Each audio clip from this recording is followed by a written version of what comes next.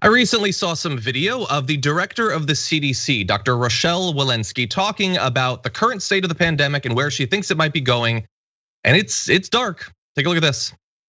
I'm gonna pause here. I'm gonna lose the script, and I'm gonna reflect on the recurring feeling I have of impending doom.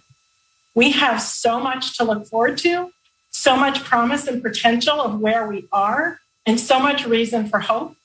But right now, I'm scared.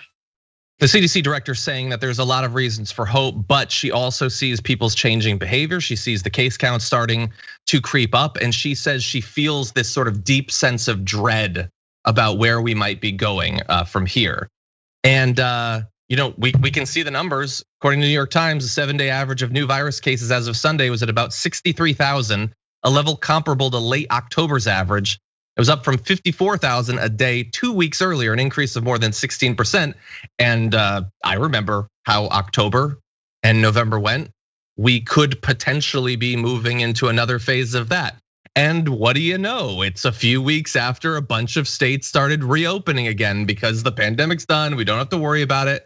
So hardly shocking. Yeah, I mean, I'm gonna put my biases out there.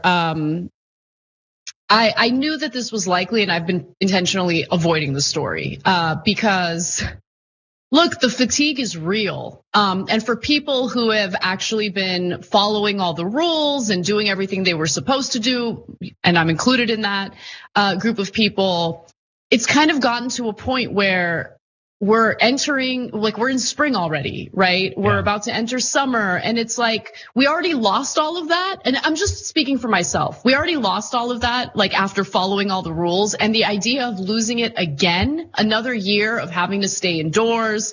You can go outside for a walk, but you're not able to like meet with your friends, your family, all like it's all really difficult. I mean, to be that principled and it's difficult. I'm just gonna put it out there. And I think that there's also this sense that since people are getting vaccinated, well then the risk in not following guidelines has been lessened. And that's just not the case, right? There's still a lot of people who haven't been vaccinated.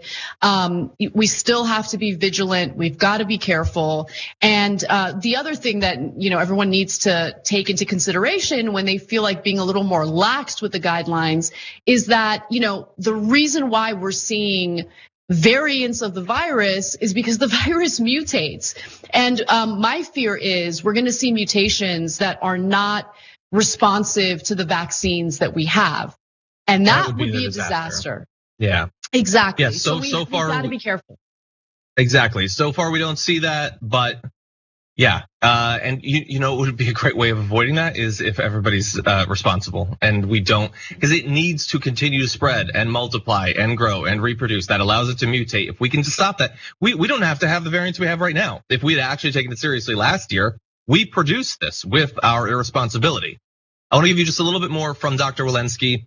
She urged Americans to just hold on a little longer and to get vaccinated against the virus once it's their turn, which I think thankfully a lot of people will, although many conservatives have no intention of it. She says when cases rise as they have over the last week or so, they often quote surge and surge big shortly thereafter. And she said, I'm speaking today not necessarily as your CDC director, and not only as your CDC director, but as a wife, as a mother, as a daughter, to ask you to please hold on just a little while longer. And look, what we have now at least a change from before. We have, the CDC director feels free to speak openly about the actual fears. There isn't as much censorship as there was last year.